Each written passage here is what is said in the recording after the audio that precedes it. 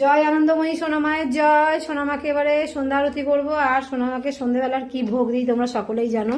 তো চলো সোনামাকে এবার সন্ধ্যেবেলার ভোগটা আমি দিয়ে দেবো। এই যে সোনামায়ের জন্য টক ঝাল মিষ্টি চানাচুর, আর এই হচ্ছে ওরিও বিস্কুট দিলাম আজকে, কারণ বারমন বিস্কুট পাইনি তাই ওরিও বিস্কুট মাকে দিলাম।